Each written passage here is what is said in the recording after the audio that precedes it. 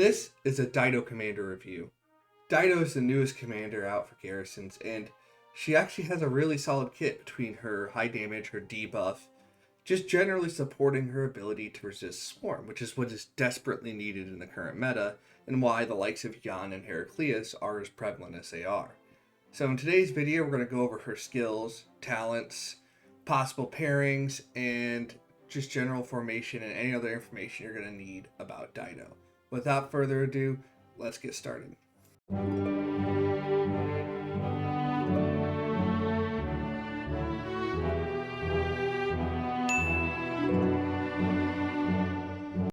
First, let's go over Dido's skills. Dido's first skill is a 2000 damage factor single target ability.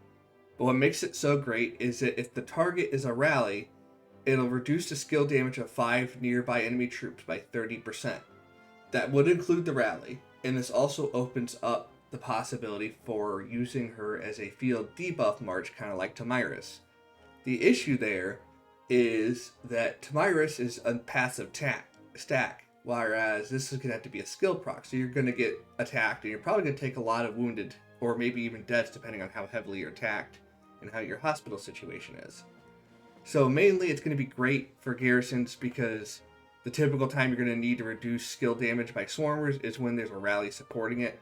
Whereas if it's just a mass swarm, either your building's not reinforced enough already that it's not going to stand, or you're going to have to find enough time with this 2000 damage factor plus all the other passive abilities to knock it out. Dido's second skill is a 20% increased defense, 5% extra damage to infantry, and 10% less normal attack damage if it's only archers.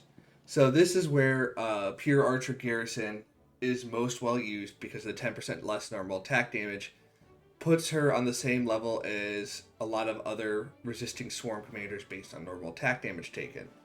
Because the majority of the damage you're going to take from swarmers is white damage.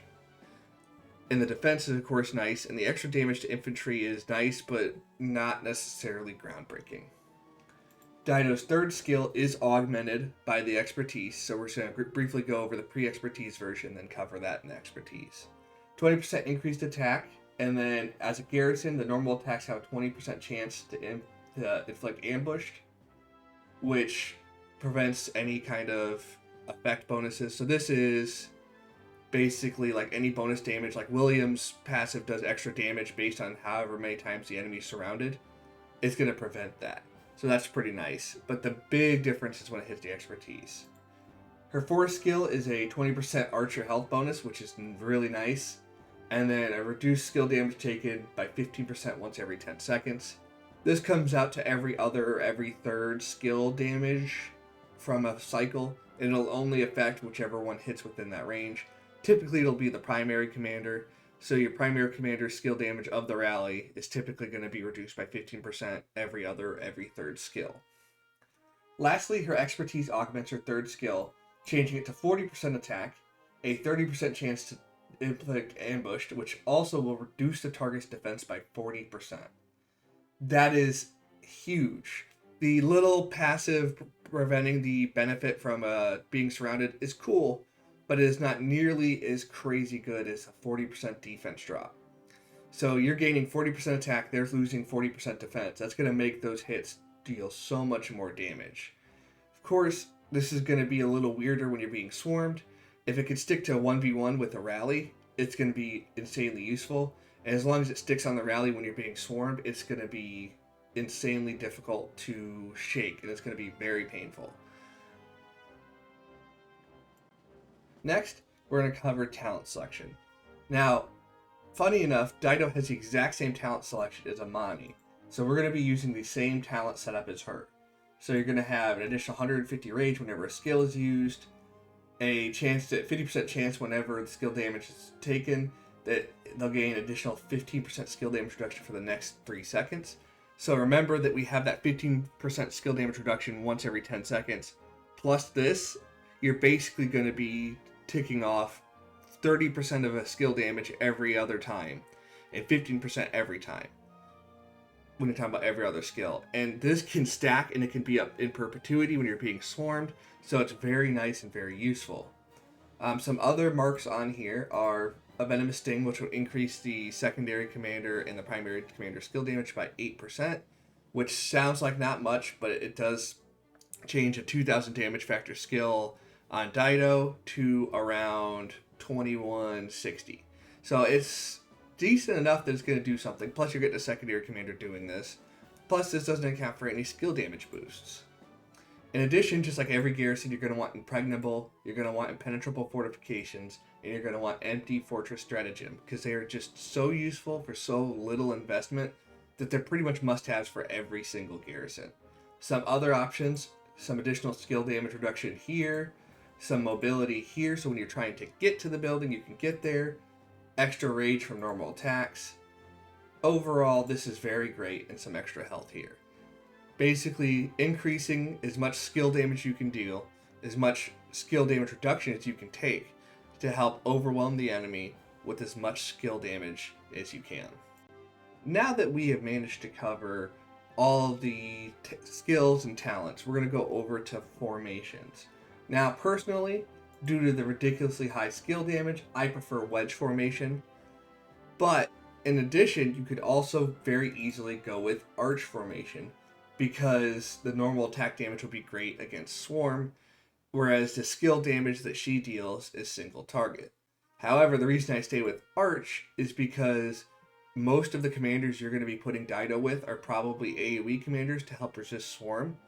So having the extra 5% skill damage on the AoE is going to do more to resist the Swarm than any normal attack damage will. Overall, for armament priority stat-wise, you're going to want to stack as much health as you can get. You want to stack as much defense as you can get. This is actually my secondary archer set, so it's kind of, here's an example. But as much health, defense, if you can get skill damage, it's great. If you can get any sort of inscriptions that are health, defense, skill damage, normal attack damage taken reduction is excellent as well. And skill damage taken reduction is also a great option.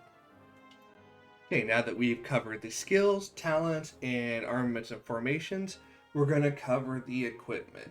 Now, with your equipment, obviously you want as much legendary as possible since you're going to be garrisoning. And I like to go for a minimum 4 out of 6 on your Dragon's Breath, because the extra 3% skill damage is great, and you have a lot of flexibility here.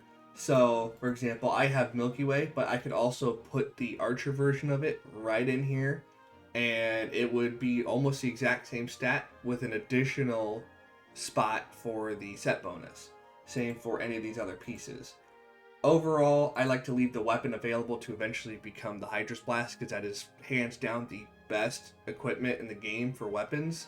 So once you work up to that, that's great. For accessories, my recommended accessories are the ring, of course, because it's just so versatile and so good. And having a 40% damage boost on top of all these other damage boosts on a 2,000 damage factor skill is going to hurt any garrison, cavalry or not. I also think Horn's a great idea if you have it, because it gives you some extra rage and it helps you get more skills off.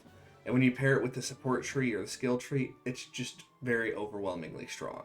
If you don't have those options, Vengeance is a good option, and any other accessory that reduces normal attack damage taken or reduces damage taken in general or increases normal damage or skill damage is probably worthwhile to have.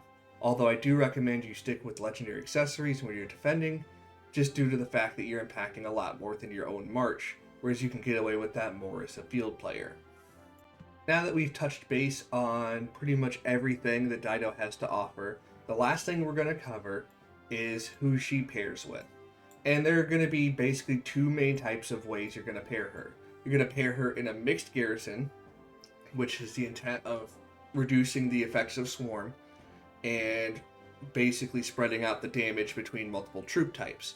So in those situations, you're going to pair her with Heraclius if you have him ready, or if you don't, you can use YSS in a pinch and you'll get somewhat similar results, although Heraclius does perform somewhat better than YSS does. If you only have YSS because you've been building garrisons for a while and you've fallen behind like I have, he does make a decent option, although you will not get trades that aren't quite as good as Heraclius.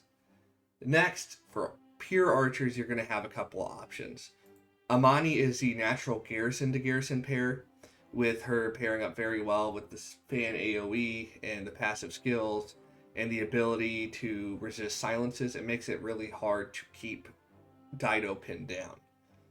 Alternatively, if you are looking for a more Flavia Scipio Prime style pairing, the newest commander Liang also does very well with Dido in very much the same way.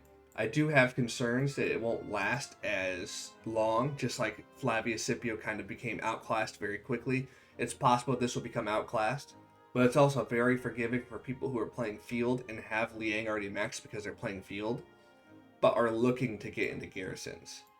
Alternatively, too, if you are in a very, very tight pinch and you are very limited on garrisons and you have YSG, Dido YSG will hold up decently, but you will not trade nearly as well as any of these other pairings, so it should be used only as a last resort. And with that, we'll conclude our discussion on Dido. As always, you can always ask me a question in the comments. I'll do my best to answer it in a quick manner. And just let me know what you think. Are you going to build Dido? Do you think she's worth the investment? Let me know in the comments. And as always, good luck, fight well, and I'll see you on the battlefield.